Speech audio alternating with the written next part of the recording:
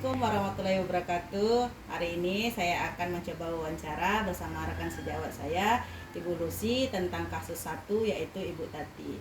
Ya Bu Lucy ya. Iya. Oke, kasusnya akan saya bacakan. Ibu Tati adalah guru kelas 5 yang merupakan rekan kerja Anda, yang mana sama-sama mengajar kelas 5 yang kelasnya paralel. Ruangan kelas Ibu Tati pun persis di sebelah ruangan kelas Anda. Ibu Tati terkenal sangat disiplin dan cenderung galak pada sisi lain. Ibu Tati juga pekerja keras dan murid-muridnya pun selalu mendapatkan nilai-nilai yang baik. Sebagian murid-murid sangat takut kepada Ibu Tati dan sebagian lain lagi bisa menyelesaikan diri. Kepala sekolah dan Anda dan orang tua juga murid sangat menghargai Ibu Tati. Suatu hari Anda mendengar tangisan seorang murid dan pergi keluar untuk melihat asal suara tangisan tersebut. Anda melihat seorang murid perempuan kelas 5 sedang berlutut di atas bebatuan sekolah yang sangat panas hari itu, menghadap di depan pintu kelas Ibu Tati. Anda melihat Ibu Tati tampak tidak menghiraukan suara tangisan muridnya dan tetap mengajar seperti biasa. Namun Anda bisa melihat bahwa beberapa murid di kelas Ibu Tati mencoba untuk mencuri pandang keluar kelas melihat temannya yang sedang menangis dan berlutut di terik matahari. Apa yang harus Anda lakukan? Apakah guru lain dapat menginterupsi di mana saat itu ada guru lain yang memiliki wewenang atas kelas yang dipimpinnya? Dalam kondisi ini, apa yang Anda lakukan dan dapatkah Anda menginterupsi, mengapa dan bagaimana? Jadi kalau menurut pendapat saya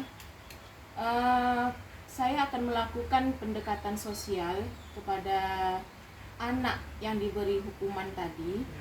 Saya akan melakukan komunikasi kepada anak tersebut. Tentunya saya akan bertanya dulu, apa penyebab anak ini dihukum. Kemudian kalau setelah tahu apa penyebabnya, kalau memang dari anak tersebut yang salah, ya saya menyarankan agar anak tersebut meminta maaf pada Bu Tati.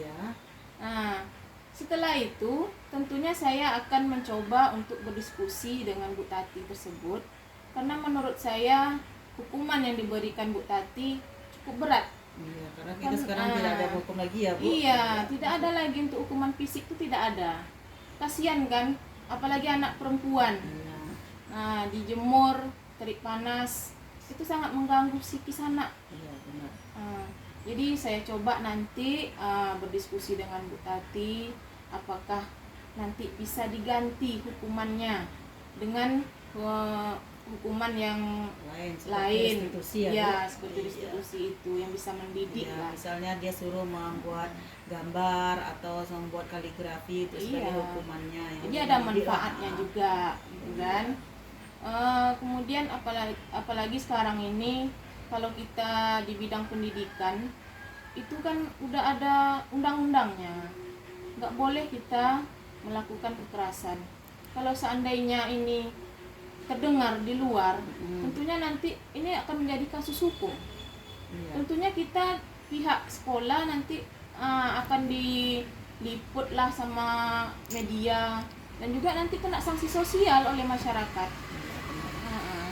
Jadi kalau zaman sekarang ini ya menurut saya tidak dibenarkan memberikan hukuman fisik karena memang sangat mengganggu pada psikologi anak tersebut.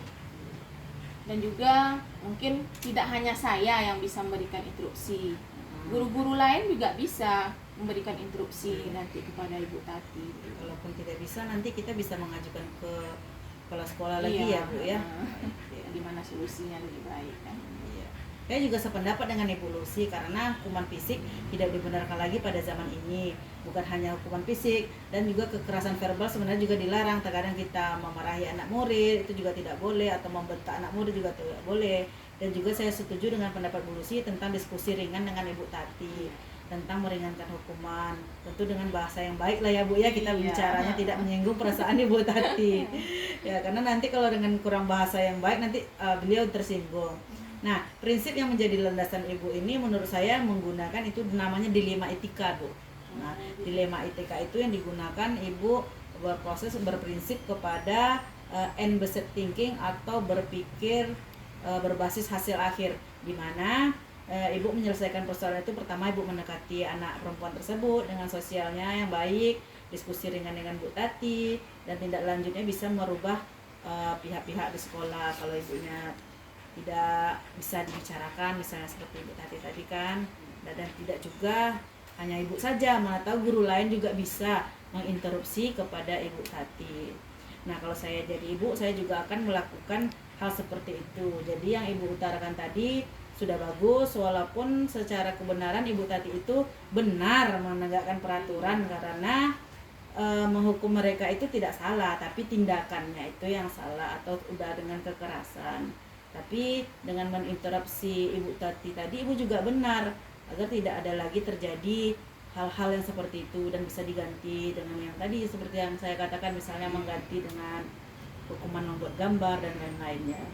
Nah, jadi pada paradigma mungkin ini namanya keadilan lawan kasihan, ya. Karena kita sebagai guru, Bu Tati tadi bersikap adil karena anak-anak tersebut mungkin tidak mengerjakan tugas. Jadi sesuai dengan peraturan sekolah. Dan kasihannya karena dia sudah diberikan hukuman seperti itu. Tapi kalau Bu Tati memang tidak bisa menerima interupsi kita, tapi kalau tidak tentu kita akan mengajak kepala sekolah lagi untuk berdiskusi dengan Bu Tati. Ya, terima kasih ya Bu Lucy atas wawancaranya tentang kita membahas kasus Ibu Tati. Hasil wawancara saya dengan Ibu Lucy dengan kasus 1 yaitu Ibu Tati.